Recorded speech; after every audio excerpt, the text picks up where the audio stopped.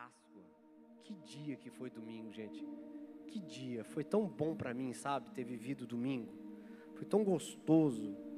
E saindo, né, desse final de semana em que a gente celebrou a Páscoa, Deus, na verdade, colocou no meu coração para estar falando um pouco a respeito sobre isso.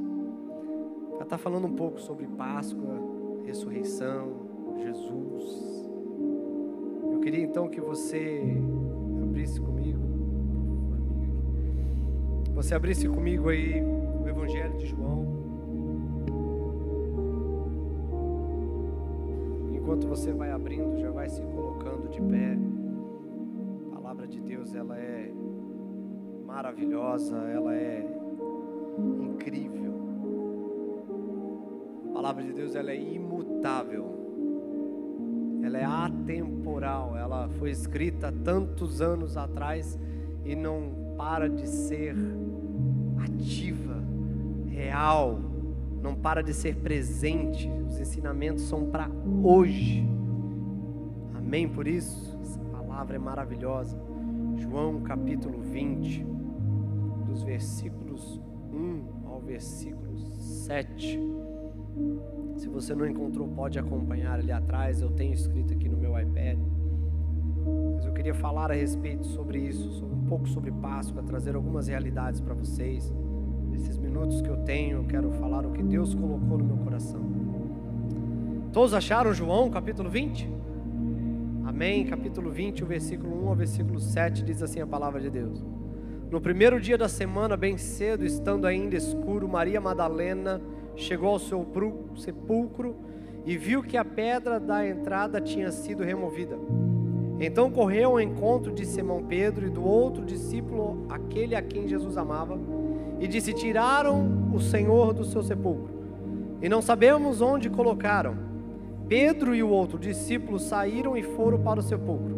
Os dois corriam, mas o outro discípulo foi mais rápido que Pedro, e chegou primeiro ao sepulcro. Ele se curvou e olhou dentro, viu as faixas de linho ali, mas não entrou. A seguir, Simão Pedro, que vinha atrás dele, chegou, entrou no sepulcro e viu as faixas de linho, bem como o lenço que estava sobre a cabeça de Jesus. Ele estava dobrado à parte, separado das faixas de linho. Senhor nosso Deus e Pai Todo-Poderoso, Jesus, quarta-feira, um culto de esperança, um culto de hope. Estamos aqui, Pai, para declarar que Tu ainda vive, que Tu reina, que Tu és Senhor de eternidade a eternidade, Senhor. Nesta noite, ó Pai, Tu colocou uma palavra muito específica no meu coração, e Tu tem falado através dela comigo a semana toda, Pai. Eu oro para que haja guarida no coração dos Teus filhos, Senhor, que eles saiam aqui, Senhor, edificados pelo poder da Tua palavra, Senhor, transformados, reavivados, Senhor.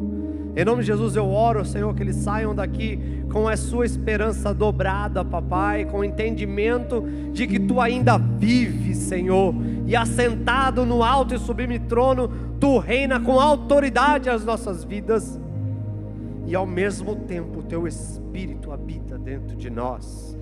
Como é bom, Senhor, adorar um Deus Criador de tantas coisas, de tudo que no mundo existe, mas esse Deus habita dentro de mim, Pai. Oh, como é bom Te servir, Te adorar, Senhor. Em nome de Jesus, Pai, que os Teus filhos saiam daqui hoje cheios do poder do Espírito Santo. A honra, a glória a Ti, Senhor, hoje e para todos sempre. Uma salva de palmas ao nosso Senhor Jesus Cristo. Mais forte, gente, é para Ele. Isso, é para Ele, é só para Ele. É dele, por Ele, para Ele são todas as coisas. Amém? Senta-se, fique à vontade. Páscoa, nós celebramos a Páscoa domingo. Foi tão legal. Depois daqui nós fomos lá para casa, a família toda encontrou com a gente lá. Tivemos um almoço tão gostoso entre família. Como é bom, né? Esses momentos proporcionam momentos que vão criar memoriais na mente das nossas crianças. Vocês espalharam ovinhos aí para os seus crianças? A gente espalhou lá em casa também. As crianças fizeram a festa, acharam um monte de ovinho. Alguns já são mais grandes, ao invés de colocar chocolate, nós colocamos $1, algumas coras, aí ficaram um pouco mais empolgados, sabe? Tem que ser um pouco criativos, porque a Páscoa tem a ver com chocolate, né? A gente sabe disso. E as crianças estão crescendo, então a gente tem que começar a diversificar. Mas eles já gostaram, que pegaram as cestinhas cheias de chocolate, cheio de dinheiro, então, tudo feliz. A gente gosta de fazer todo ano porque a gente quer criar esse memorial neles, para que eles entendam que é um dia especial e de que, com o passar dos anos, eles começam a ter a compreensão de que aquele dia não é a respeito do coelhinho, não é a respeito do chocolate, não é a respeito dos ovinhos, mas sim de um Jesus Cristo verdadeiro que morreu mesmo e também ressuscitou, e por isso nós estamos aqui hoje. Então por isso que a gente celebra a Páscoa. Tem nada de errado fazer essas brincadeiras. Tem muita gente que é tão religiosa que fala: eu não vou fazer isso não, porque é festa pagã, e que coisa. Gente, pelo amor de Deus, nós precisamos cultivar a mente das nossas crianças. Nós precisamos criar momentos assim na mente delas, para que quando elas estejam na fase adulta, falam: peraí, eu celebro a Páscoa desde criança. Mas no começo tinha lá uns ovinhos de Páscoa, coisa. Mas desde criança eu celebro esse dia importante. Páscoa, na verdade, ela começou muito, muito antes do que nós cristãos, o cristianismo celebra hoje. A Páscoa, na verdade, começou a partir em Êxodo, na história onde o Senhor Deus levanta Moisés para tirar o seu povo da escravidão do Egito.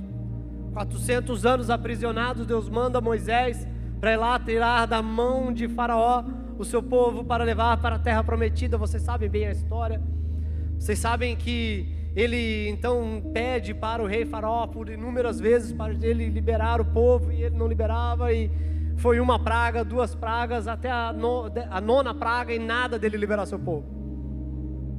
Aí Deus então, ele pega e traz a 10ª praga, e talvez até a mais severa, porque ele traz uma praga onde todos os primogênitos iriam morrer na terra do Egito, a não ser que eles fizessem algo.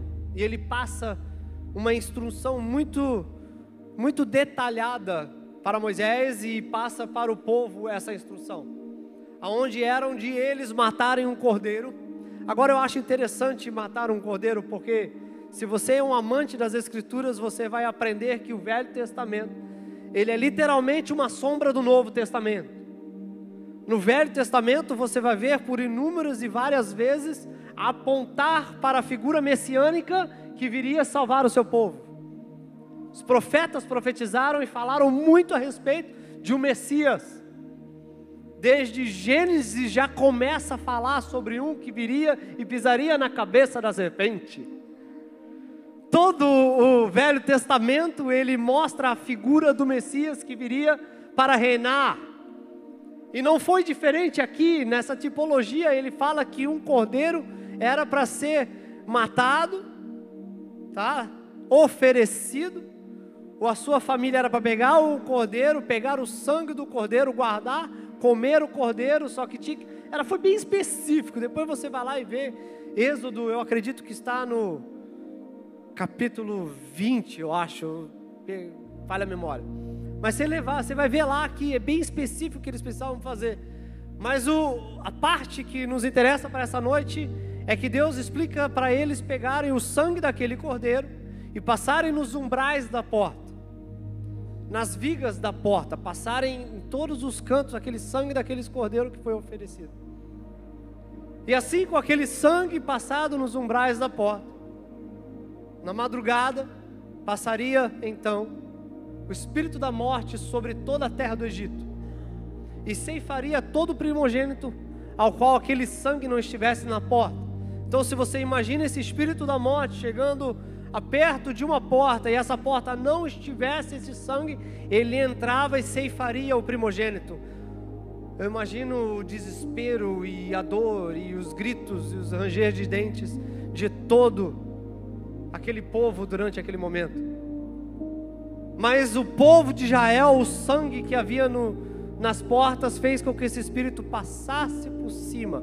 Pass over, Páscoa, passagem, A palavra Páscoa em hebraico vem de Pesach, passagem, passar por cima. É daí onde se aprende a Páscoa, aonde é celebrada até hoje pelos judeus. Obviamente nós celebramos a Páscoa porque esse cordeiro morreu e o seu sangue foi derramado, mas sobre nossas vidas, amém por isso? Esse cordeiro morreu e por isso nós estamos aqui hoje. Mas ele não apenas morreu, ele ressuscitou e vive para sempre. Glórias a Deus por isso. Esse cordeiro que o sangue foi passado nos umbrais, livrou das mãos de Faraó o povo de Israel. Agora o nosso cordeiro ao qual nós servimos, o seu sangue que foi derramado sobre nossas vidas, nos tirou das mãos de Satanás e colocou nos braços e nos colos de nosso Senhor Jesus Cristo. Glória a Deus por isso, gente. Esse Deus é bom demais. Mas eu quero prosseguir e ser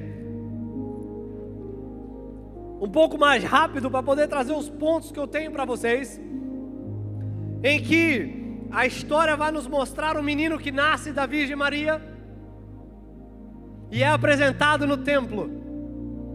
No seu 8º dia ele é levado ao templo. Simão pega esse menino, levanta ele, apresenta e declara: agora eu já posso morrer, porque eu vi e conheci o Salvador da humanidade. Ele desaparece da história. 12 anos mais tarde ele volta, sabe para onde? Quem sabe? No templo de novo. E lá está ele ensinando os doutores da lei, deixando eles todos de boca abertos com a sabedoria e a graça ao qual o menino de 12 anos de idade falava para esses doutores. Jesus Cristo desaparece novamente das Escrituras e só volta a aparecer com 30 anos de idade, descendo um monte em direção ao Rio Jordão. Ele olha para João Batista de longe. João Batista olha para ele e fala: eis que vem o que eu não sou digno de usar as sandálias. Eu batizo vocês com água, mas ele vai batizar com fogo. Irmãos, quem que é pentecostal aqui? Gente, eu nasci pentecostal, eu cresci pentecostal, eu já pulei muito na minha vida. Agora, quando eu falo que o Espírito Santo nos batiza, dá vontade de pular, dá vontade de correr. Eu é que me seguro, para você não ficar aí depois murmurando na minha vida. Mas eu sou do reteté, gente. A Evelyn me conheceu. Eu rodopiava no reteté. Eu rodava a igreja inteira, não queria nem saber, meu. Tava nem aí. Nem aí, as minhas crianças não chegaram a ver muito disso, não. Oh, aleluia, mas como é bom entrar nesse mover do Espírito. Jesus Cristo, então, é batizado naquele momento, abre-se, rasga o céu, Deus brada que eis o meu filho ao qual me comprazo, o Espírito Santo desce em forma de pomba. A palavra de Deus vai falar que Jesus Cristo dali é levado, é cheio do Espírito Santo e levado ao deserto. Jesus então é batizado pelo Espírito Santo, no momento em que ele é levado também às águas. Ô, gente, eu declaro que a gente está vivendo uma atmosfera onde todos nós somos batizados. Irmão, você é salvo. Irmão, você se diz ser crente, então você é batizado pelo Espírito Santo. Agora você precisa viver essa realidade. Os céus estão abertos para você, o Espírito Santo habita dentro de você. Você precisa viver essa realidade de que o próprio Deus vive dentro de você. Cara, se isso não for o bastante para você falar em línguas estranhas o tempo todo, tem alguma coisa errada. O céu se abriu, você é propriedade do Pai. Amém por isso? Glória a Deus, eu declaro o céu aberto aqui nessa noite. Se você não é batizado e não fala em línguas estranhas, você vai sair daqui falando em línguas estranhas. Em nome de Jesus. Em nome de Jesus, porque nós somos propriedade desse Deus. Esse Deus nos salvou através da sua ressurreição. E eu quero falar sobre isso, porque, irmãos, a ressurreição, ela é o fundamento, ela é a base do cristianismo. Sem ela, nada disso valeria a pena. Olha o que o apóstolo Paulo fala em 1 Coríntios, capítulo 15, versículo 13, versículo 14. Se não há ressurreição dos mortos, nem Cristo ressuscitou, e se Cristo não ressuscitou, é inútil a nossa pregação, como também é inútil a fé que vocês têm. Então veja aqui como é importante a ressurreição. Sem ela, a igreja não existiria. O capítulo inteiro de 1 Coríntios, o capítulo 15, ele nos traz 3 realidades sobre o impacto da ressurreição. Ele fala sobre o impacto no passado, no presente e no futuro, e é sobre isso que eu quero falar rapidamente com você. O impacto histórico, incontestável, irrefutável da ressurreição do nosso Senhor Jesus Cristo. Por isso que Satanás, através dos últimos anos, ele tem trabalhado para ludibriar e enganar e criar confusão e criar dúvida na mente da humanidade a respeito da ressurreição de Jesus Cristo. Porque é sobre ela que o cristianismo existe hoje. Porque sem ressurreição não existe a fé. Sem ressurreição nós não estaríamos aqui. Ele poderia até ter morrido, mas se não tivesse ressuscitado, nós não estaríamos aqui hoje. Mas aí o diabo, ele quer trabalhar, e por isso você vê tanta gente agnóstica, talvez, ateus. E Satanás trabalha na mente humana para tirar isso como que uma dúvida na nossa mente. Tirar essa certeza de que ele realmente ressuscitou. Porém, nós temos 2 coisas que garantem a ressurreição de Cristo. A primeira coisa é o próprio Espírito Santo testificando em nós. Irmãos, pelo amor de Deus, se Jesus não tivesse ressuscitado, nenhum de nós teria o Espírito Santo dentro de nós. E você não teria vivido esses momentos na presença de Deus, esses anos que você tem vivido. Eu falo aqui para um grupo de crente, amém? Vocês têm vivido experiência com Deus nos últimos anos? Vocês têm vivido experiências com o Espírito Santo nos últimos anos? Se você não tem, me procura no final do culto que nós vamos orar por você. Mas se você tem vivido essas experiências, é porque o Espírito Santo habita em você, e Ele testifica dessa ressurreição. Irmãos, se fosse só isso, para mim, o resto não importava. Porque para mim isso já é convicção bastante da ressurreição do meu Senhor Jesus Cristo. Porém a história vai nos mostrar que Jesus também ressuscitou. Eu assisti um filme há pouco tempo atrás, e hoje eu queria buscar algumas informações dele. Ele se chama The Case for Christ, o caso para Cristo. Ele era um jornalista ateu e ele tentou provar que Jesus não ressuscitou. Acabou, é claro que você entende que ao término da história ele aceita Jesus como Salvador. Que ele não conseguiu, obviamente, provar que Jesus Cristo não ressuscitou. Existem relatos históricos. Primeiro foram as mulheres. Você vai ver que foram elas que foram no túmulo. Se alguma religião, irmãos, naquela época havia de se começar, eu te garanto que os discípulos não teriam escolhido mulheres como testemunhas oculares, porque o testemunho da mulher daquela época não valeria. Mas os evangelhos nos mostram, nos 4 evangelhos, que foi as mulheres que chegaram no túmulo e viram que Jesus não estava lá, e correram então para os discípulos e falaram que Jesus não estava lá. Então existem inúmeras histórias, que mostram a realidade da ressurreição de Jesus Cristo. E por terceiro lugar, cara, não existiriam quase 3 bilhões de pessoas que acreditam na ressurreição hoje. Ou todos nós somos loucos. Pelo amor de Deus, gente, esse papo de que Jesus ressuscitou caiu por terra, amém? No presente, a ressurreição de Jesus é a fundação da nossa fé. Hebreus capítulo 11, versículo 1. Ora, a fé é a certeza daquilo que esperamos e a prova das coisas que não vemos.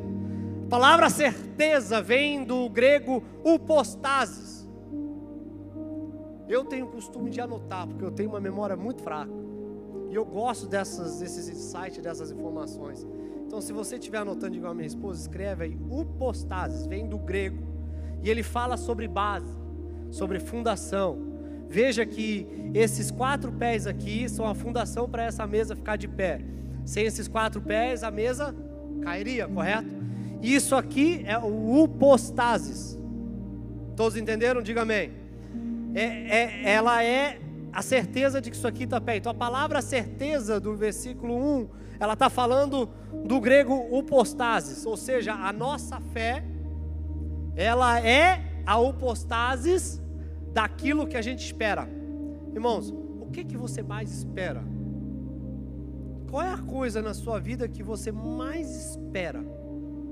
Eu não sei vocês, mas a minha maior esperança é de poder escutar Jesus descendo, pegando a sua igreja e levando para o céu, aonde existem moradas nos aguardando e nos esperando, aonde não haverá mais choro, aonde não haverá mais pranto, aonde não haverá mais tristeza, não haverá mais angústia,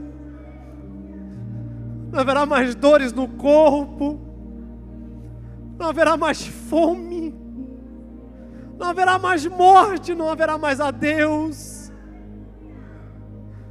Gente, nós vamos passar uma eternidade com o papai. Minha maior esperança é chegar lá e ceiar na boda do Cordeiro, andar de mão dada com Jesus, além do rio azul.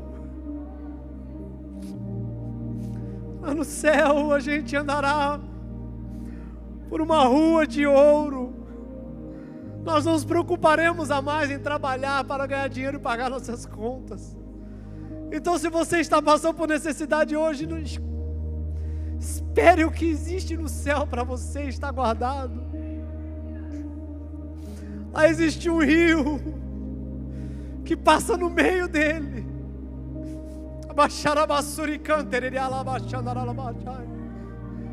O céu, gente, precisa ser a nossa maior esperança.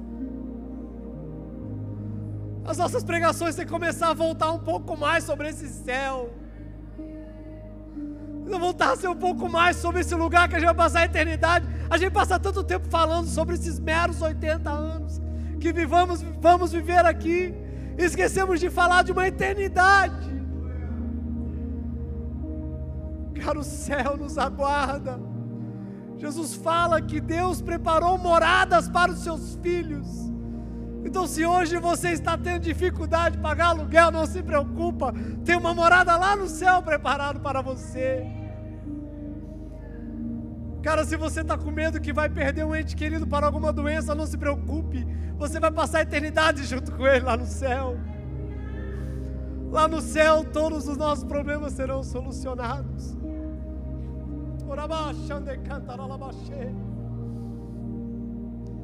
Oh, edamastante queriaste queriambalabachou. Oh, Espírito Santo.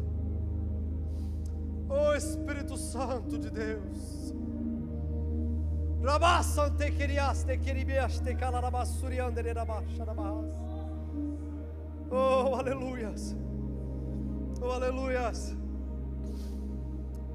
No futuro, a ressurreição, ela é a âncora da nossa esperança.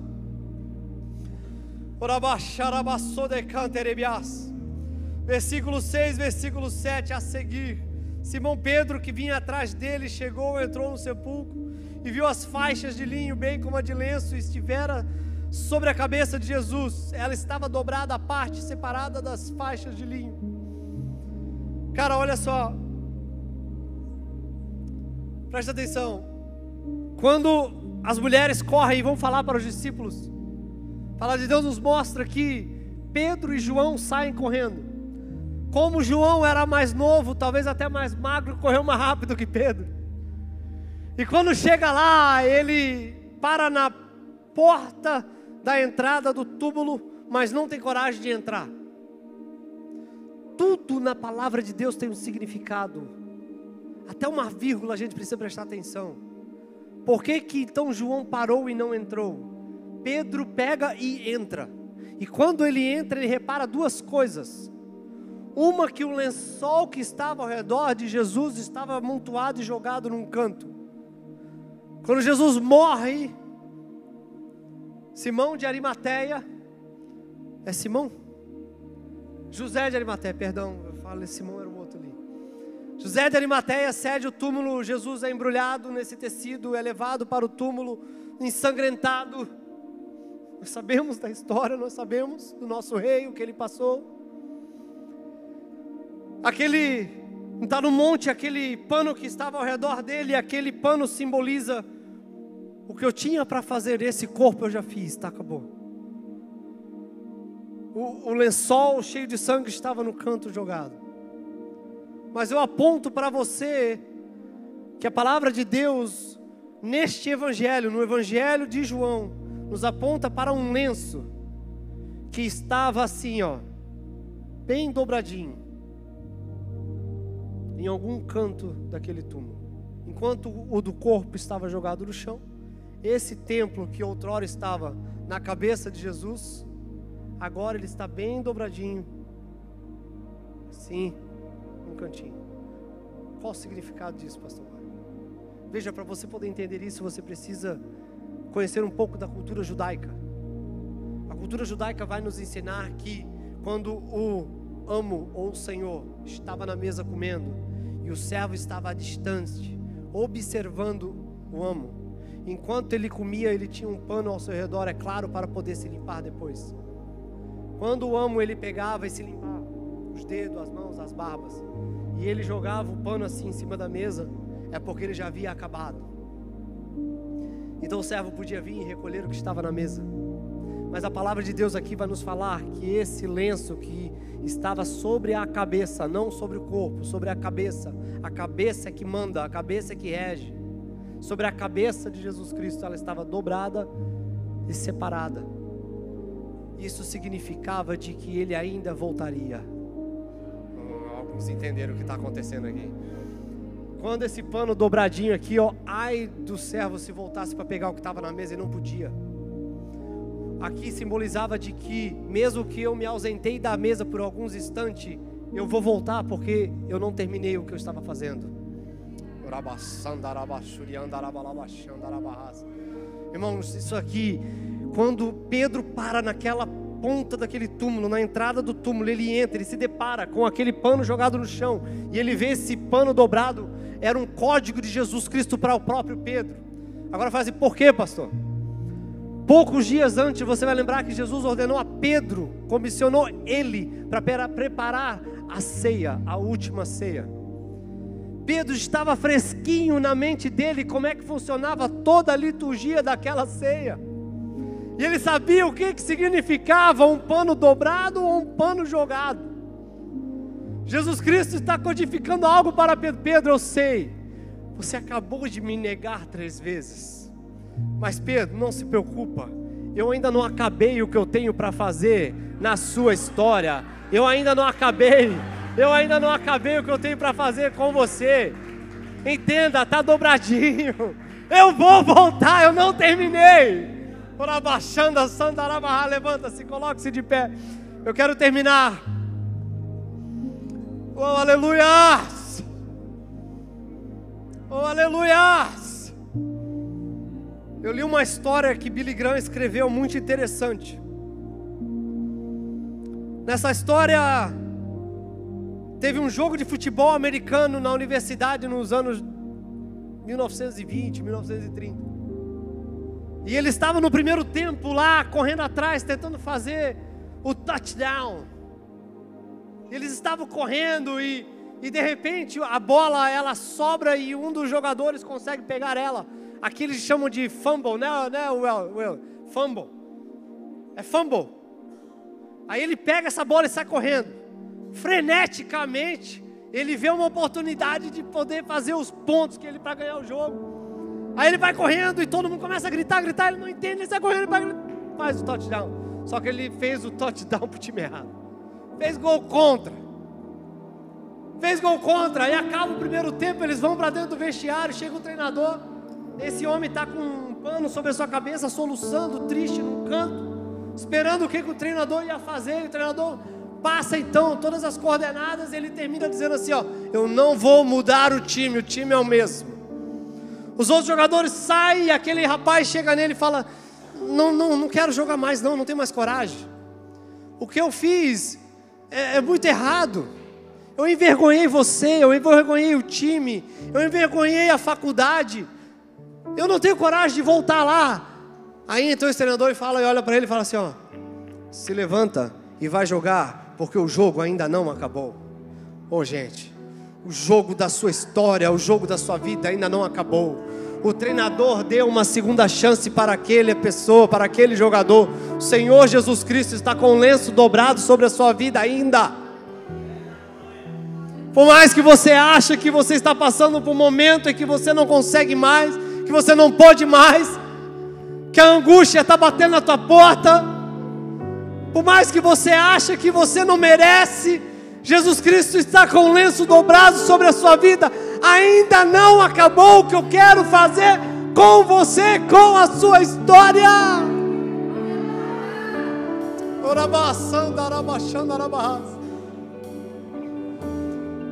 Enquanto o grupo de louvor vai ministrar uma canção, eu quero que você comece a imaginar Jesus Cristo te falando: eu ainda não acabei o que tenho para fazer na tua vida.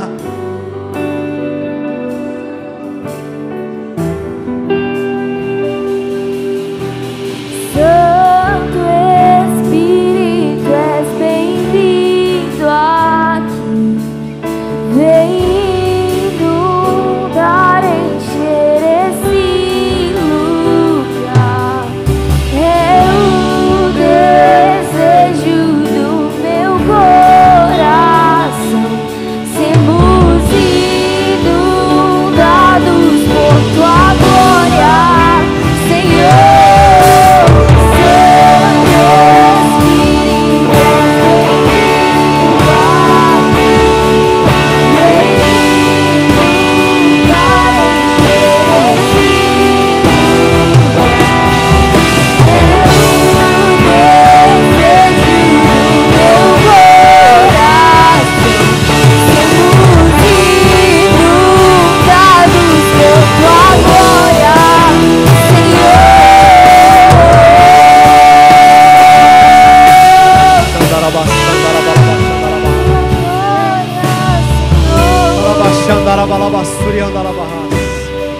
Sabe, Jesus Cristo falou em muitas parábolas. Eu quero contar agora para vocês uma história, uma parábola. Continue de olhos fechados, eu quero contar essa parábola para você. Porque eu não sei o que você está passando nessa noite. Eu não sei qual que é a dificuldade que você está passando, qual momento. Certo rei, uma vez, pediu para o seu servo fazer uma coroa nova para ele. Ele queria uma coroa linda e maravilhosa. Esse servo então vai e fica 2, 3, 4, 5 semanas preparando a coroa mais linda da terra. E aí ele leva essa coroa para esse rei olha e fica vislumbrado com o ouro, com a joia, com todas as joias preciosas, todos os diamantes que via nessa coroa maravilhosa e linda. Aí esse rei dá uma segunda coisa para esse servo fazer. Ele falou: agora pega essa coroa, leva para casa. E eu quero que você escreva algo na frente dela que me lembre, todas as vezes que eu estiver alegre eu fique triste, toda vez que eu ficar triste eu fique alegre. Esse homem vai embora e começa a tentar pensar o que eu posso escrever que vai causar algo no rei, que toda vez que estiver triste ele fique alegre, mas toda vez que ele está alegre ele fique triste. Conversando com a sua esposa, ele teve uma brilhante ideia e levou a coroa para o rei. O rei então coloca a coroa, vai na frente do espelho e olha, e estava escrito assim, ó: vai passar. Eu quero declarar sobre a sua vida hoje: vai passar. Eu não sei qual é a tua necessidade, eu não sei qual o milagre que você está esperando, qual porta que não se abriu ainda. Eu quero te dizer que vai passar. O pano ainda está dobrado, ele não está amontoado, ele está dobrado sobre a sua vida. Jesus ainda vai voltar e arrumar a sua situação, resolver o que você está passando, trazer um milagre e mudar a tua história.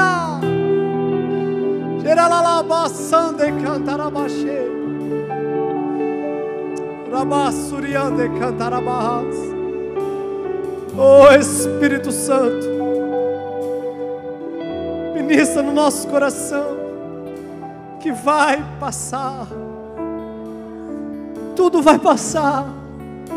Espere, confie, tudo vai passar.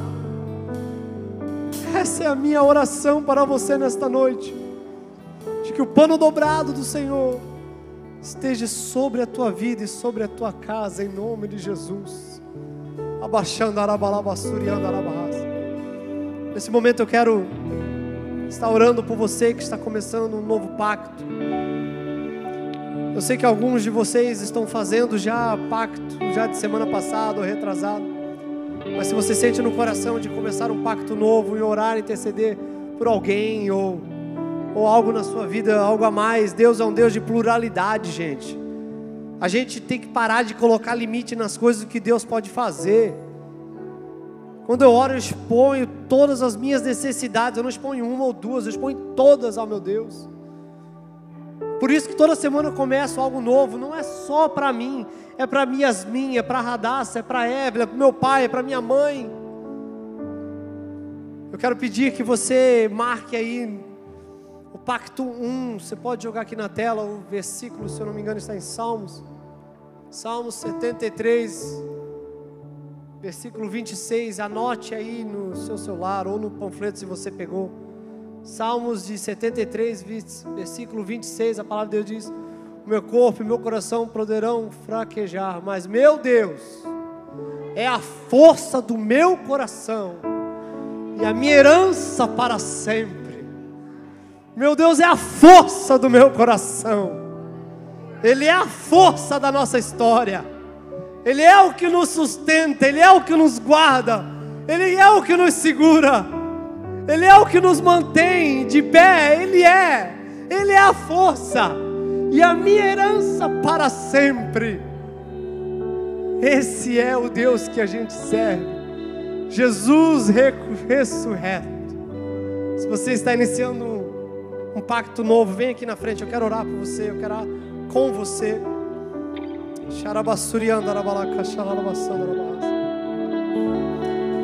Ó Senhor, ó Senhor, Senhor, Senhor. Ó Senhor, nós colocamos a Tua presença, Pai, para estar dando início a esse pacto, Senhor. Um pacto que a gente vai ficar orando 7 semanas sobre ele, Senhor, com muita oração, muito jejum. Nós declaramos como realidade aquilo que a gente ainda não vê, pela fé que está em nós. Uma fé, Senhor, que emana da Sua ressurreição.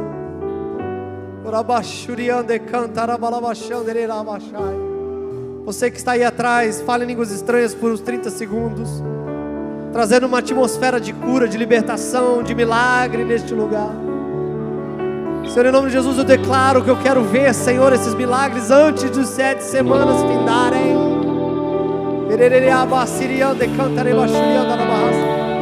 Senhor, tudo é possível porque Tu ressuscitou.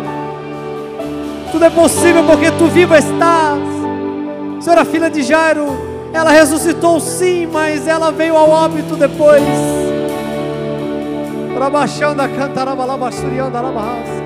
O filho da mulher sulamita também ressuscitou através de Elias, mas depois ele morreu. Mas Tu, Jesus, ressuscitou e vivo está para sempre. E por isso, Senhor, nós podemos acreditar no Teu milagre sobre nós. Por isso declaramos como realidade pela fé que está em nós. Isso que a gente precisa, Senhor. Nós entregamos, ó Pai, nós entregamos em Tuas mãos esses pedidos, Senhor. Concretiza eles, Pai. É o que nós oramos. E desde já nós agradecemos, porque sabemos que a vitória é nossa. Pelo sangue de Jesus. Pelo sangue de Jesus. Uma salva de palmas a esse Deus, a esse Deus, a esse Deus. Mais alto, mais forte, a esse Deus que é digno. Aleluia. Senhor Jesus Todo-Poderoso, abençoa os Teus filhos e regresso para suas casas. Lhes guarde, lhes proteja, Senhor, no resto dessa semana. Abre as portas dos céus. Destrava, Senhor, qualquer porta que está fechada. Nós declaramos ano de portas abertas sobre os Seus filhos. Faz um milagre, Senhor, sobre a vida deles. E que esse culto de esperança, Senhor, tenha impactando a vida deles, ó Pai. Em nome de Jesus nós oramos. Deus abençoe, meu povo. I love you, I love you.